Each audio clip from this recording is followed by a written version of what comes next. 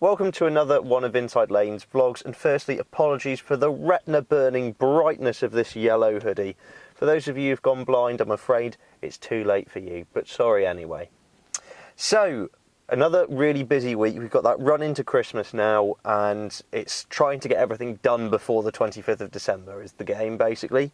But before that, a slightly more personal news story. You may have seen in the previous vlog that my beautiful little Toyota MR2 was written off. Someone callously reversed so hard into the side of it that it was a total write-off. And I was obviously quite upset about that because I love that little car to pieces. What I'm sat in now is my new car, or should I say my new car, because I've actually owned this very car before. Basically, 3 years ago, I bought a little Mark 1 Mazda MX-5, lovely little thing, ran it for 2 years, loved it to death, and then completely impulse bought a Toyota MR2. And it was a step up in performance, it's mid-engine, it's a bit faster, and you really notice whenever you're driving the car hard the benefits that a mid-engine car actually has to offer. Is it, a bit tricky in the wet and everything. I didn't stop loving the MX-5, and as a result, I put it in the garage for storage for about a year and sort of kept it running and things. But over a year, when you get really busy and things, you start to forget about it. You've got another car to run. You've got loads of press cars coming, events to go to. You don't always have time to fire it up and take it for a run. Long story short, I am ashamed to say I neglected this car for quite a while.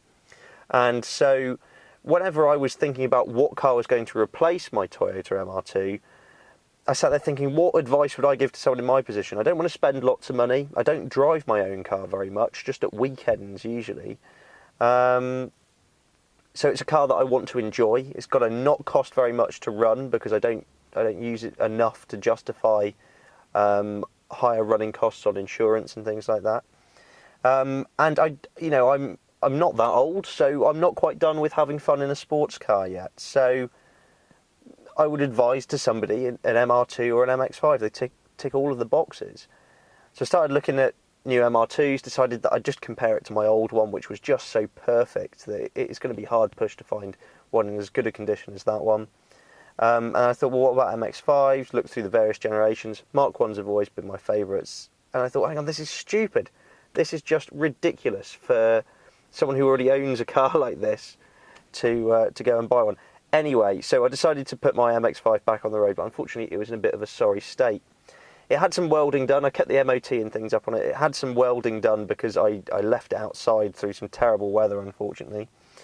Sorry, I glanced over there because actually, literally this second, one of my last press cars for this year have arrived. It's a DS4. I'll try and get a cutaway piece of video to that. So I've got to wrap this up quite quickly, actually, because he's just trying to park. So, yeah, so loads of welding was done, and then it's still sat in a garage for a while. So putting it back on the road, we thought we'd change the engine oil, complete service and things like that. But of course, this always proves more difficult than whatever you think it may be when you try and do something like that yourself.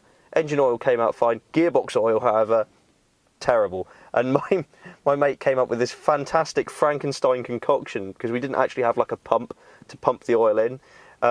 That involved a drill, like an attachment for a sprinkler, a few offcuts of hose that we could somehow pump oil, create pressure and pump oil up and into the gearbox.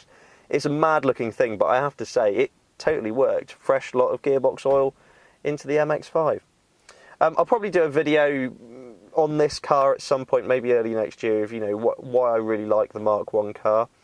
Don't forget we've got Mini versus MX-5 coming up later this week. We've also got a standalone 2-litre MX-5 video coming up. Already out, so if you click here, there is the Mini John Cooper Works manual review. Lots of you guys saw the auto. This one is obviously for the manual car. It's great fun. Last week we mentioned the Jag XF video, so if you haven't seen the all-new XF, check that one out. 190 kilos lighter than its predecessor, and it certainly shows. Sticking with the Jag theme, there's now a Jag XJR Sport video that's out. Beautiful luxury barge that is very, very capable of sorting out some twisty bends on the country B road. A really enjoyable car to drive for its size. Oh, and also, before I forget, we put out just the other day sort of a Focus RS versus Honda Civic Type R video that compares and contrasts the two. Driving impressions for the Focus has to wait a little bit longer until early next year, hopefully, if we get the opportunity to do that. But people wanted a comparison of figures and price and expectations and things, so you guys requested that in the comments, so we made it. It's there now. Click the link to check that out. So I'm just going to go sign the paperwork for this press car. Stay tuned, because we've got something coming up this week with the Mercedes C63 AMG, and you know, I loved the previous car. I'm itching to drive the new one. Stay tuned for that, and I will catch you guys. Will we get one out before Christmas? Yes, we will. We'll catch you next week.